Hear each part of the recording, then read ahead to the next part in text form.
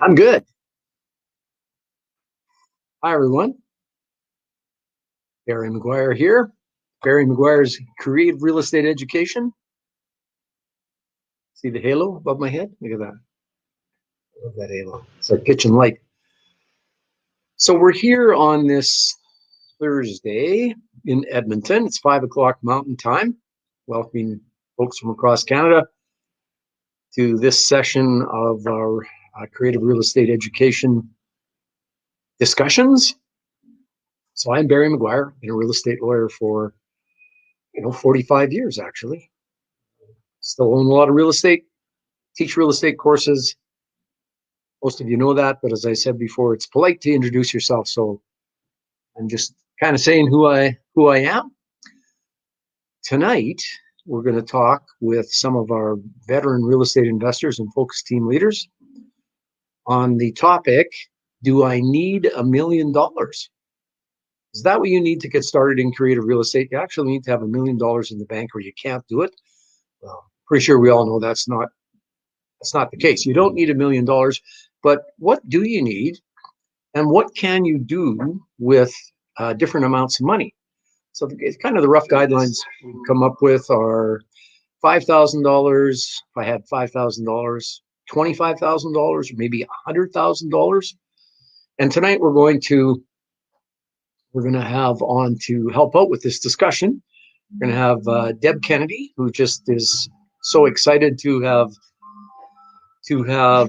done another AFS deal on the weekend that actually fits in the discussions we're having. We're going to have Wayne Hillier, who he and Deb have about the same level of experience. Both of them have purchased numerous properties creatively. And Neil Taniguchi is on the way in. Neil's not at his house right now, but he's trying to get there, and we hope to add him in. Neil has a ton of experience in lots of different creative real estate scenarios. And in fact, he's done so well. He and his beautiful wife, Linda, are they're enjoying life because they own real estate. They don't have JOBs anymore. So Deb Kennedy, Wayne Hillier, and Neil Taniguchi. So Wayne is running the show in the background. Wayne can add in himself. He can add in Deb, and hopefully we'll add in Neil once he shows up. And he's here. Why did I ever doubt you, Neil? I can't believe I doubted you. Can't believe that. So before we get started, where were you coming from, Neil? You had to get home to do this. Where were you? He has to unmute himself because. Can you hear me now?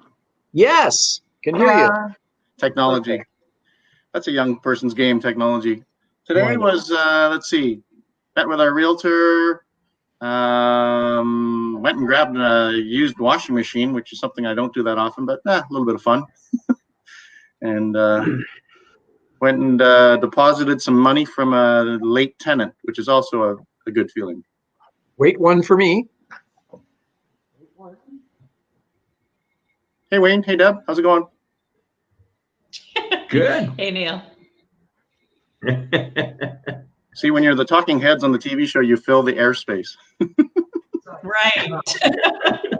Like, for example, say if your balloting machine isn't working because the envelopes aren't opening, you just keep talking and talking. It's kind of feels like the Brady. We just need a few more faces. Yeah. That was my neighbor banging on my door, returning a 30-pound pry bar that they use on the railway that he needed. So he didn't know I was doing this, so I had to answer the door. All right. Well, Neil, busy day for you. But tonight, as you know, we're going to talk about Do I Need $1 Million, which is us going back and forth about what we would do in the creative investing side of things, or maybe it could be, doesn't have to be creative, but that's really what we're talking about mostly. If we had only certain sums of money, if we had $5,000, if we had $25,000, if we had $100,000, and I think the focus is on what we would have done differently when we were starting out. I mean, all of us are now veteran investors of various amounts of investing experience, but all of us have had a lot of investing experience, but all of us started out somewhere. I know, I mean, I have a story or two to tell myself about what I did with my first bits of money, some good, some bad. And so we do have a lot of people that belong to our group here who are just getting started out in real estate at all, and as well in creative real estate. So that's kind of the framework for the discussion tonight. And I mean, let's start with the small number. I mean, if you only had $5,000 and you were back when you started, and considering what you know now, what would you have done with $5,000? Well, Neil, let's start with you. You're the oldest guy in the group, except for me.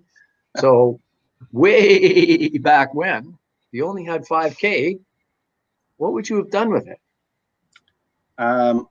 The one word that actually, that's not true. The couple of words that I wrote down was market. I'd actually take a chunk of that money and devote it to marketing. And again, that's a whole other topic for another day, perhaps, as to what you would market it on, depending on what the budget was. And then next to that, I said I'd be working on raising capital. Okay. So buy like you're broke is something that even if you have the next couple tiers, it's a great strategy. Again, from our good friend RLG years ago, he used to say that all the time, buy like you're broke. And we had friends who, when they took over a property on agreement for sale and didn't have money or acted like they didn't have money, it really helps you focus on having the owner's equity stay in the property and them work on a payout down the road. It maybe doesn't get you every single deal, but certainly the deals exist for zero down. We were fortunate, sounds like Deb, we inked one in the last week, and that is a zero down, quote unquote, free house. I even, well, I'm covering her legals, so see there's some money involved, but there's no equity in the deal. Agreement for sale deal that way. So yeah, I think a good chunk of it would be about building your future now, but buying like you're broke. We had friends, is where I was going with that, who, as they were buying properties like that, and if their exit was a rent to own, they would be saying, here's the property, you can do a little work for equity. It changes, instead of having your property perfectly reconditioned because you don't want to put the money into it, you can say to a prospective tenant, there's an opportunity here for you to do a little sweat equity and gain some value again in the property as you go. Okay. All right. So I wasn't expecting either of those answers, which is why it's so good to have these kinds of discussions. Well, I'm curious to see what the other answers are. Yeah, let's on marketing and raising capital. You know, to me that sounds like someone who has very little money, they must have gotten themselves to the point where they have some clue about what they're marketing for. They might not have very much money, but they've done something to move themselves to the point to say, okay, I have some idea what I'm doing. I need to market so I can find this kind of property that fits this kind of strategy. And I can see that if I'm a guy who only has $5,000, then I'm going to have to raise some capital. But that is someone who did something to figure out where they were going. They weren't just going, real estate. That sounds interesting. I wonder what I can do with my 5,000. So they're a little farther down the knowledge road, I would say. So I would agree. Yeah, I framed that answer probably in the context of either someone who has taken your course or is, following the Facebook group fairly closely, or they're at that point as an investor where they're tapped out for their own capital. Like they maybe have a property, 3 properties, 8 properties, and they stumble upon, hey, I'm out of money. What do I do next? And so they have some of that knowledge base in the buy and hold world, say, but they don't necessarily have what's next. So the traditional answer has always been, well, go create a joint venture. Yeah. You're offering an alternative with the training now that says, well, you can maybe not have to involve a joint venture person, and you can buy, right? No cash, no Mhm. credit. Well, let's get on to let's leave Wayne till last. What do you say? Deb? So all the good Um, answers have been taken, and I got nothing left. yeah, I like to see you wiggle, come up with Like something really texting down the creative. list of all things that Neil said. I didn't see him crossing off anything on his list, though. And we know he has a list. All right, Deb, what about you? And try and maybe, I mean, you can come at it from two perspectives. Maybe you're just getting started out with the notion that creative real estate might be a good idea, or you could be the person with a bit more experience who's just tapped out from their own resources. I think for me, it would be education first. So if I was like fresh, figuring things out, and that's pretty much the path that I took, right? So even if I was to go back, I would do that again. Raising capital, it's going to be so much easier if I can put a coherent sentence together and act like I know what I'm doing, even if it's my first deal. I get my team in place, but I still have to be able to talk to my potential money partners and explain what my plan is. So if I don't have enough education to explain that clearly, and I literally practice on my teenagers sometimes. So yeah, so that's sort of what I would start with. And then I would probably, like Neil, use it for a little bit of marketing, but not to grab the first deals myself, but more to wholesale the first few deals and kind of walk through some of the parts of the process, organize them, all that kind of thing, and grow some capital so that 3 or 4 wholesale deals into it, I can do my own creative deal.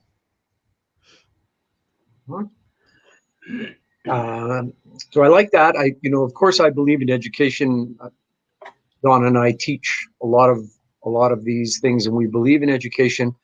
And I have to tell you, as I sit at my desk in my law office and get phone calls and answer emails, the difference between someone who's obtained some education somewhere, whether it be mine, which of course is top drawer, and they should really be doing mine, not some other schmucks. But nevertheless, if they have some education versus the calls and emails that I get to go, I think I want to sell my house by rent to own. How do I do that? Or I've heard of this thing called AFS, and that sounds like a good idea. Where there's just no background to it. And then trying to, if there's actually, if someone with no education wants to continue the conversation about a creative strategy, from my end of things, it is incredibly difficult to try and help people like that because they have no background of understanding for the strategy or the nuances of anything. And it's just like pulling teeth to move that kind of a deal forward. So I'm a big believer in education. I know Wayne doesn't believe in education, so he's probably not going to talk about that. But education is ultra important. I think we've all tried to get some, but then as you move on to the notion of wholesaling, I kind of like that because if you're wholesaling, and for folks who are listening, I'm sure most of you know, but wholesaling is the circumstance where you get a property under contract where your intention is not to actually buy that property and close on it yourself. You're trying to find an undervalued property that you can get under contract for the less than market value, and then you're looking for someone to take that contract off your hands, and they would actually close with the seller. And when they take it off your hands, the wholesaling part is they pay you some money to buy your deal. And that can be, Corey and Tiffany talk about doing their first deals that were $1,500 they would get for wholesaling the deal. And once they got a little better at it, understood the value side of it, they moved that up to $25,000 and $5,000. But if you only have $5,000, sellers want deposits. If you're beating the bushes and actually finding undervalued properties, and if you're finding more than one, if you have $5,000, you probably can get 3 properties under contract with a $1,500 deposit each, roughly, which, you know, you then need to understand how wholesaling works and how to find your third-party buyers. But the point of this discussion tonight is, do I need $1 million? Well, we're in the $5,000 category, and no, that would be a way to work on 3 properties, which helps you raise some capital. So I like that. I wonder if there's anything left for Wayne to talk about. Wayne, you're on for the $5,000 category. Get it to me. What do you got? Not much, but you know, if I if I didn't have a primary residence, the first thing I would do is probably find an agreement for sale and buy a house for myself, and start building up equity. If I did have a home, I'd probably do just like you said. I'd be out looking for agreement for sale deals less than $5,000. And while I'm doing that, as I'm finding deals that don't fit what I'm looking for, say maybe they're $10,000 or $15,000 down, I'd be reaching out to other investors in my network and saying, hey, I've got this deal and trying to wholesale it. Now, education and marketing was my other ones, because of course you want to take the courses first. You want to learn how to do it. Marketing, I'm big on marketing. I think that you should always be putting yourself out there, you know, whether it be on social media, whether it be networking events, just telling people what you're doing, showing people what you're doing, because that is how you attract joint venture partners and how you build trust. So while you're doing these deals, I'm out taking pictures, and you know what I mean? You take advantage of the fact that you're out doing it, take pictures and stuff, and then invest in yourself, invest in, maybe that might be sponsored ads on your social media page. I don't know what else. I mean, unless you're investing in a marketing for like a website and that kind of lead generation. But I'd be investing it all mostly in myself if I'm not buying a house for myself. Yeah, if you're an investment in yourself is never wasted. I mean, if you invest in education, if you invest in marketing, and really work those things, those can move you forward. Education is ultra important, and then marketing. You know, as Roman and Janet like to say, most real estate problems can be solved by more marketing. And if your problem is you need to make some money, you want to get some deals going on, doing some marketing helps. So before we move on to the $25,000 category, and what would you do with that if you were just starting out, knowing what you know now?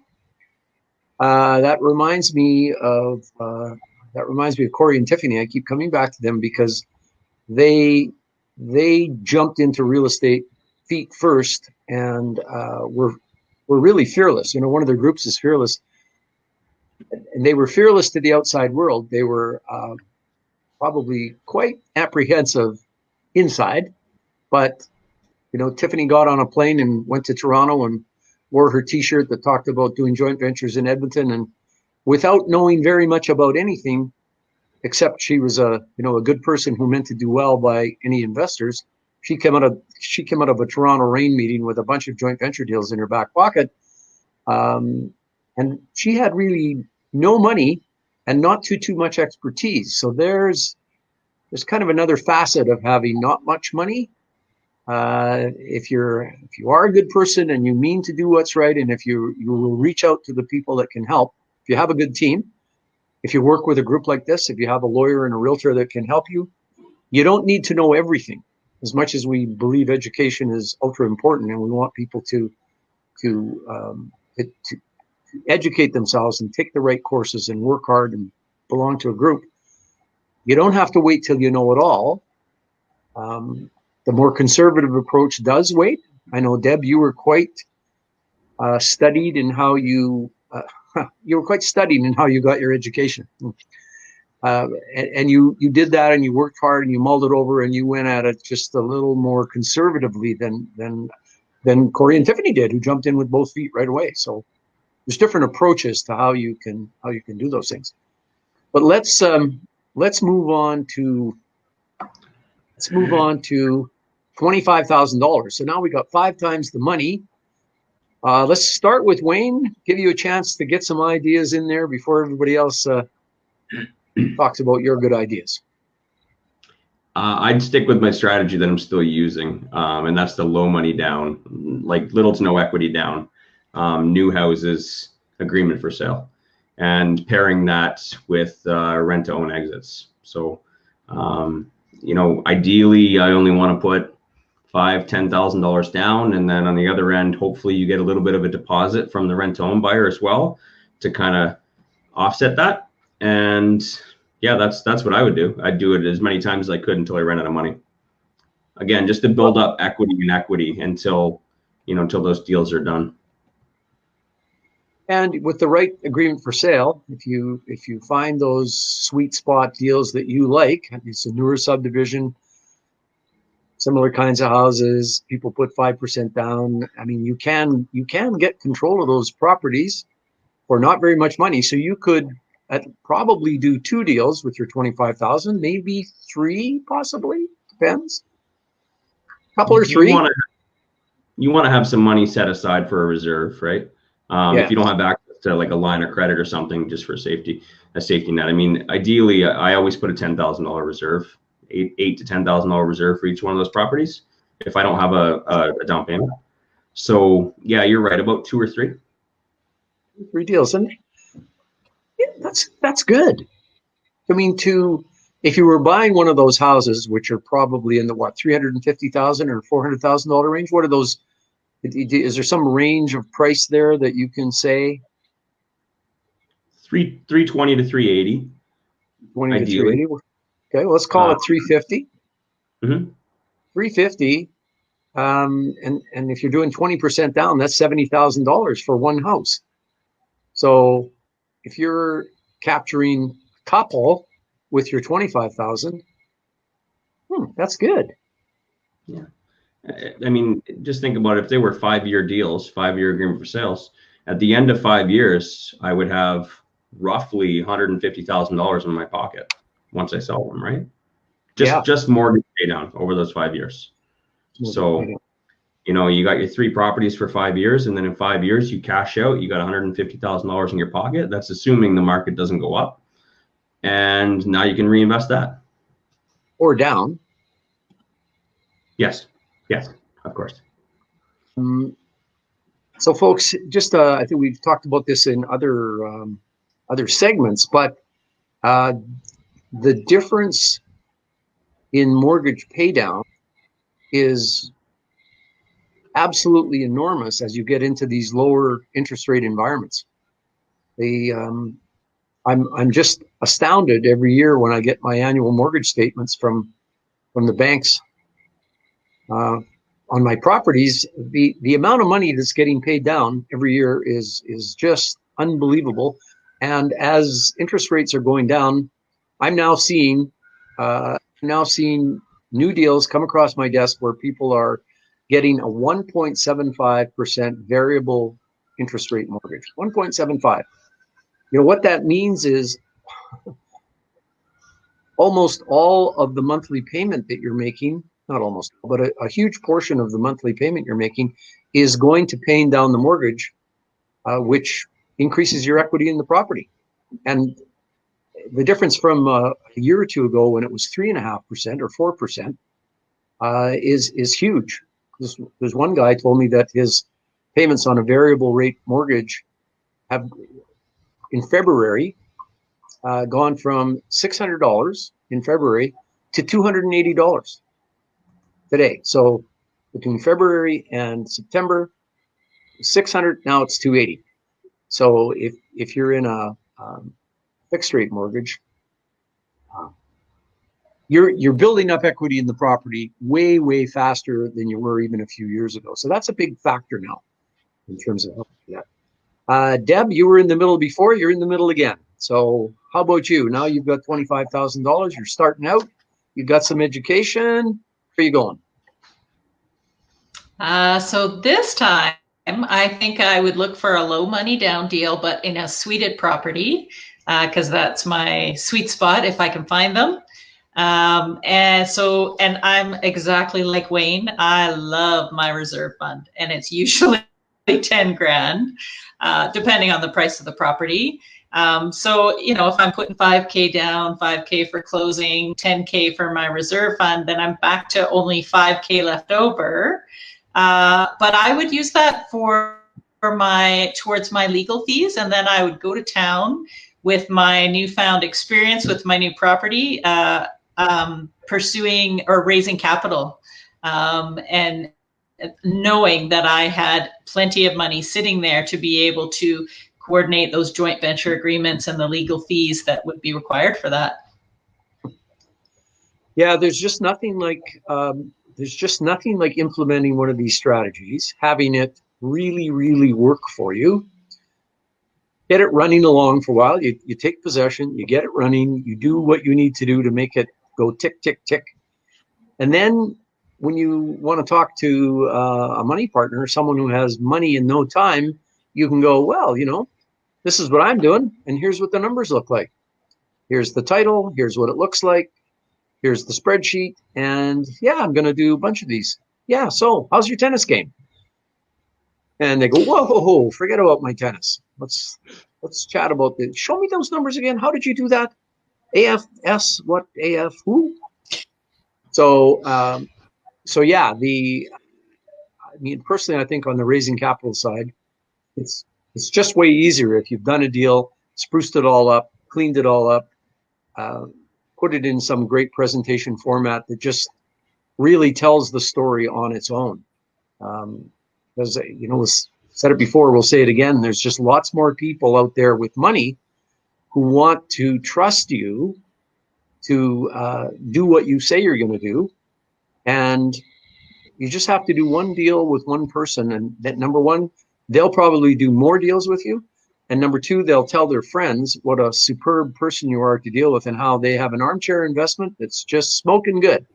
So you can build up your joint venture capacity really quickly from just acquiring a property or two, really making them fly, and then packaging up what you've done so it's easily understandable by your investors. So I like that. That takes care of your 25,000. Well, let's move over to Neil.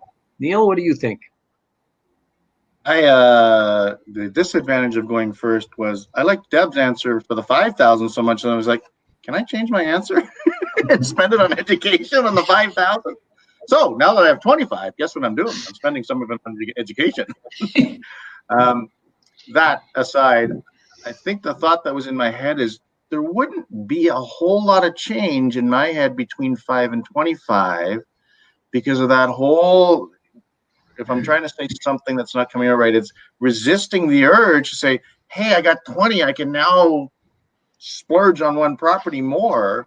Whereas if you thought that 5 might generate 3 wholesale deals and you built that up, you could, instead of getting one property where you blew 20, whether it's 10 in equity and 10 in repairs and 5, in a reserve fund, but to keep it buying them like you're broke, because then all of a sudden, if you have 5 times the money, you have 5 times the properties that you've purchased this way.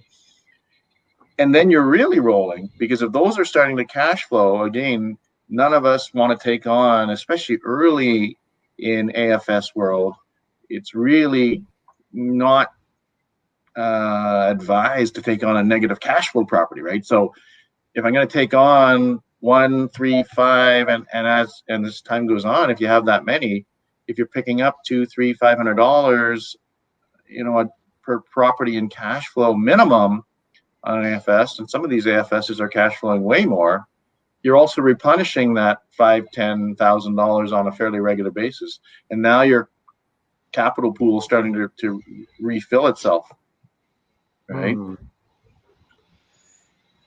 Oh no, we're here in Alberta, and so in Alberta and Saskatchewan, and to some extent in British Columbia, agreements for sale or AFS are pretty well known, and they're easier to do out here. What about for our folks in Ontario, maybe in the Lower Mainland, maybe in the Atlantic provinces? Maybe it works better out there. What about spots where AFS isn't as well known or people can't do it? It's great for us, but does anyone have any thoughts on either the 5 or the 25 if you're in one of those markets where, AFS just is not as prevalent or isn't as doable because it is seller financing, and if sellers can get whatever they want from whichever buyer shows up, they're not going to talk to us about seller financing. So who has a thought for those markets? Because before I go away from that, we've been in that market here in Alberta in the boom times in Alberta as we worked our way up through the early 2000s and before the drop in 08, and then as it was coming back again, I think in 12 and 13, nobody was doing very many AFS deals because sellers could sell to anybody. There was multi-bid offers. So, Neil, we're still on you. What if you're in a tougher AFS market? I think I would echo what Deb said earlier. It's about wholesaling at that point in time. And you have the advantage of time in a market where it's increasing. I can remember that was in our early days of REIN. They were talking about the long close strategy that says, yep, we're going to put it under contract and we would love to take possession of that house in February. Yeah. And, when the market was moving that much, people were making tens and 20s of thousands just by sitting in that time, which then would allow time to also wholesale and assign the contract and pick up that spread that you've created because the market is still moving around you. So that long close strategy is not something that I've heard in a long time, but it comes back to my mind fairly quickly. And you dovetail that with something I didn't know about called wholesaling in the day. My goodness, right? So folks, what Neil is saying is that in a market where prices are firm, prices are rising, and in Alberta in the lead up to 07, 08, prices were going up 10% a month. 10% a month. So if you think about it, if you tie up a property in September now, and the price is $400,000 to close in February, so that's September, October, November, December, January, February, say 6 months out, if prices are rocketing along at 10% per month, and this is, I realize this is an example that people are going, what are you talking about? But that's the way it was. And you bought for 400 and the price is up by 60%. 60% of 400 is $240,000. So you're selling for $640,000 in February, the house you tied up for $400,000 in September. Now, 10% is boom times. It was tough times. What if prices are only going up, steadily a percentage or two? Let's say in the 6 months, it's up 10%, not 60%. 10% of 400,000 is $40,000. If you can wholesale your deal for a $30,000 payday for someone who loves your house, that's really good. So for you folks in markets where prices are rising, where AFS doesn't work as well or isn't as well known, the long close, where you tie up the property now to close later down the road and try and ride the equity wave, is good. You still have to make sure you don't get obligated to buy the property and you've got a good exit. That's a great place to make really decent money using the wholesaling strategy where you don't have to have very much money to start. Yeah. And if you combine that also with the knowledge that says, hey, on that $400,000 sale, Mr. Seller, there's realtor commissions of somewhere in that $20,000 range. Now you're buying the $400,000 property potentially for $380,000. Yes. And in a hot market, they go, well, I'm just going to list it on a FSBO site and get all the money. Well, you can maybe get it for $390,000. You don't necessarily have to pay the $400,000. There are going to be people who want all the money, but there are people who understand, like even in a hot market, again, and no insult to our realtor friends, there are lots of realtors who are still making full pop commissions in that hot market. Yeah.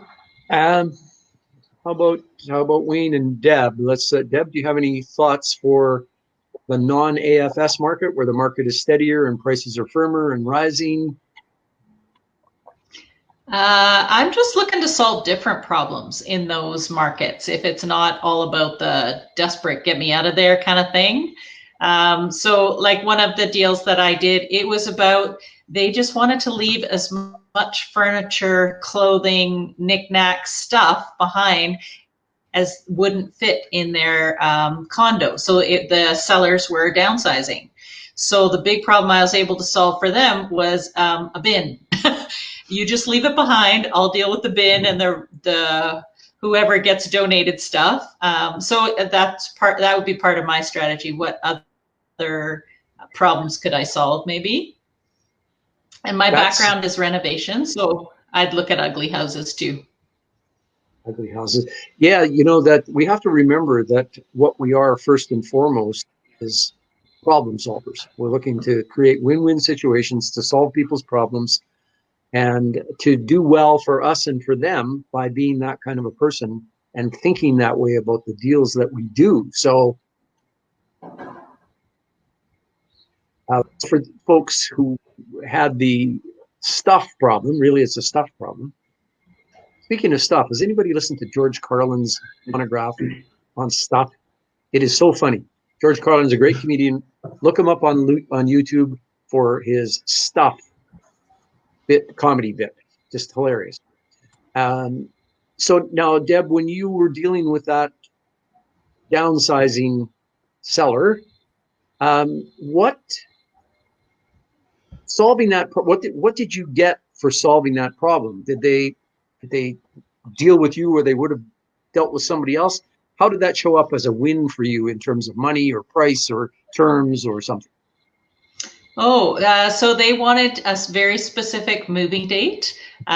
So they got possession of their new condo or whatever December 1st. So, I mean, not very many of us love those December 1st buying opportunities, but that's what worked for them. And they wanted to leave their stuff behind. So she said, this is my price. I don't need the $375 that it was listed for. I only need $325. So she dropped her price 50 grand just for, like, the bin was $500. That's it.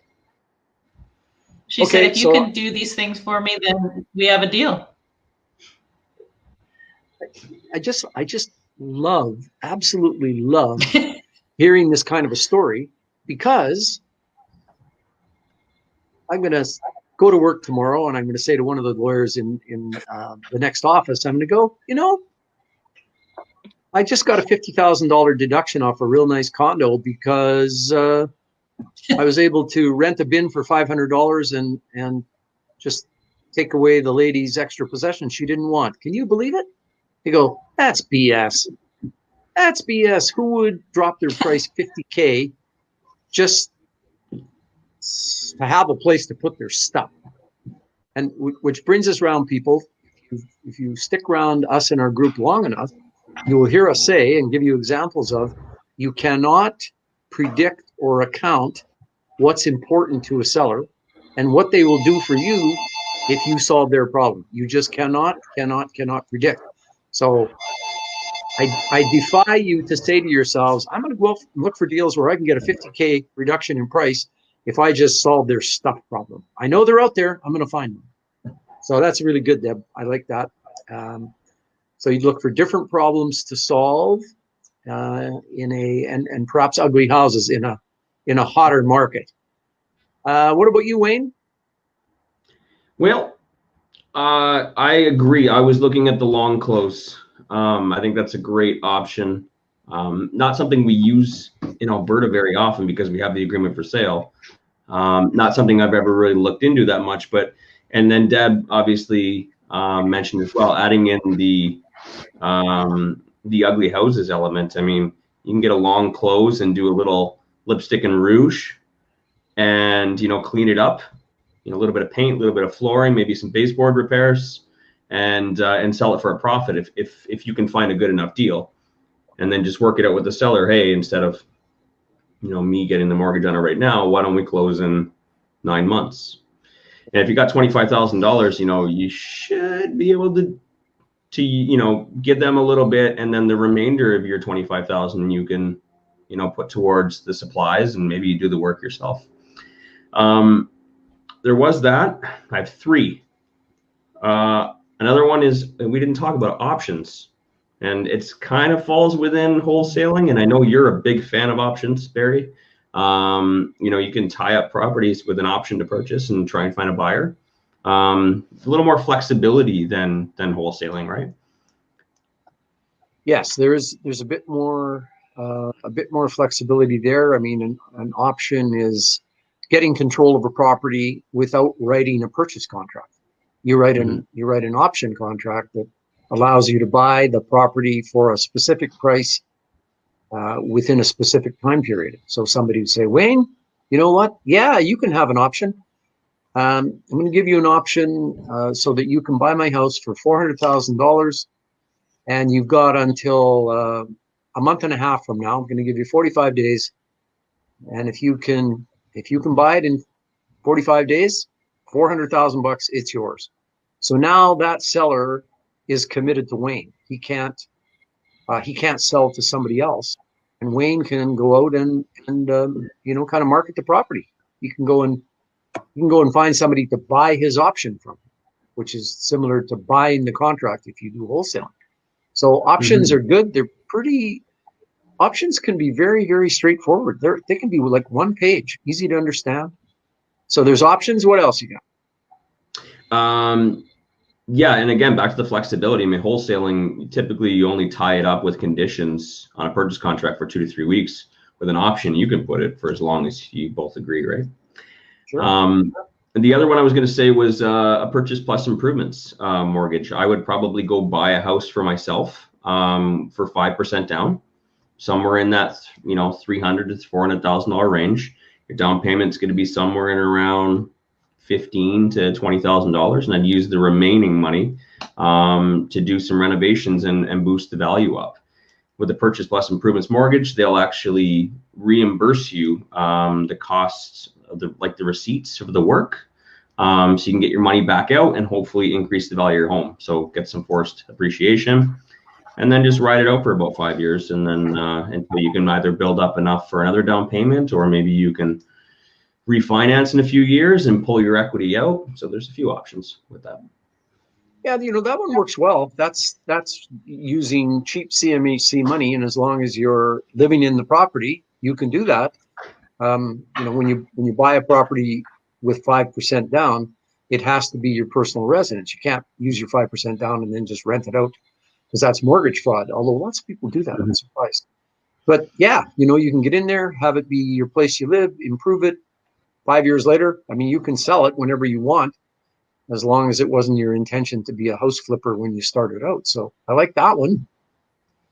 Well, we're going to hit the big time now. We now have $100,000. So let's not let all these dollars blind us. Neil, let's start with you. You're way back when you're starting out. Get to go first. Got $100,000. 100,000 starting out. Wow. Couple different thoughts come to mind. Getting a cash flowing property, probably something suited, because again, if you don't have something under your belt and you have intentions to get and grow, the first property is the hardest one, literally, and they get easier and easier as you go. So it also opens doors once you have one under your belt to talk to potential investors, joint venture partners, hard money lenders, as you learn about some of the stuff. The other thought that just flashed through my brain would be, if you couldn't find an opportunity, again, maybe this is a way to address the hot market people, is do you take a portion of that money and invest it with someone with a track record? Because as long as you can have an agreement with that person that they're willing to listen and maybe answer some questions, you can learn. Our very first joint venture was done that way. The folks, they said, we like what you do. We want to learn what you do. And we said, absolutely. By the way, we have an opportunity to show you how to do that. They gave us the money, and we never heard from them again, because he had been to too many of those get rich quick seminars, and he was on to the next thing. The joint venture survived a long time after that. But certainly, if you put the money with the right person who's willing to talk to you about what they do, Again, that's kind of tying back to education. It also helps structure that and figure it out. And nothing, right, like experiencing and gaining. So if you can't get that experience on your own, potentially you can partner up with someone else who can give you that experience. Well, that pairs up nicely with my philosophy of investing, which is if you have the ability and the time, creative strategies are an add-on to the basic buy and hold strategy. I mean, you buy a house for yourself to live in. That's the bottom of the real estate purchasing hierarchy. If you are ready to buy an investment property instead of diving into creative real estate, it's a great learning experience to buy a property or two just using the straight buy and hold method. You find a great property in a great area that will always attract great tenants and that is positive cash flow. And you go through the buying process to learn the nuts and bolts and basics of real estate, which helps you as you move into the creative realm. Now, you don't have to do that. And there's lots of folks who don't have the ability to do that. But if you got $100,000, maybe, that's one of the other things you do is you purchase a buy and hold property and you learn your real estate chops. And then you move on to the more creative side of it. Or, you can do the joint venture side of things. So let's move to Deb. Let's keep Deb in the middle and we'll finish with Wayne. Deb, you got 100K.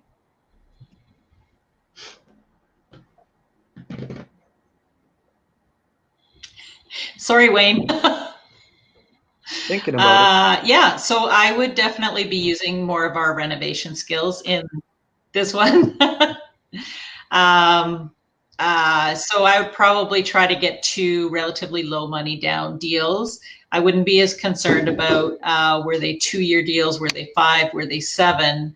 But I'd be looking for a couple of ugly properties that I could get for a really good price and seller financing.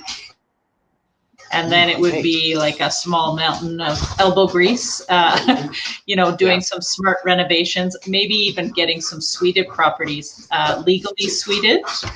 And then once they're pretty and tenanted, then I'd be marketing them to potential JV partners.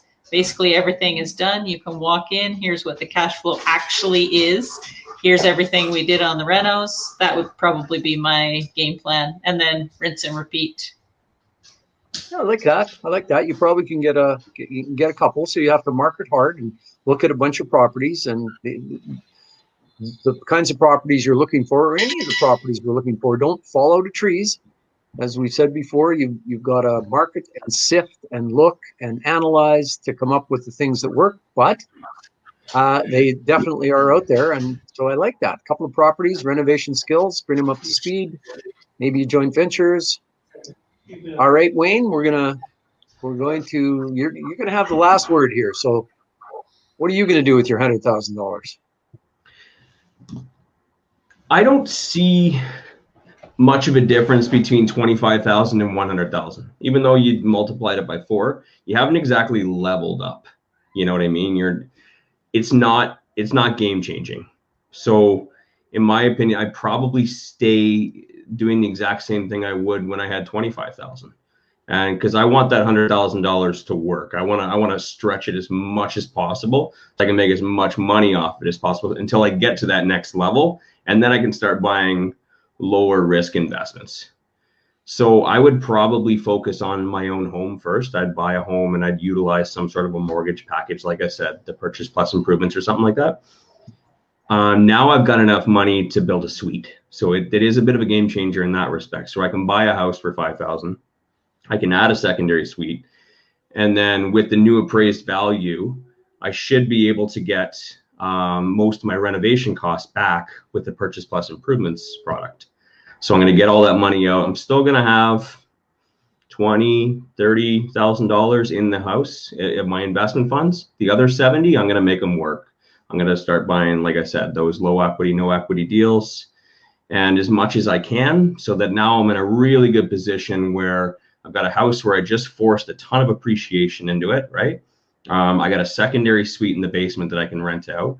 And ideally, with the other 70,000, I should be able to buy another 5 houses that I can pair with rent to own.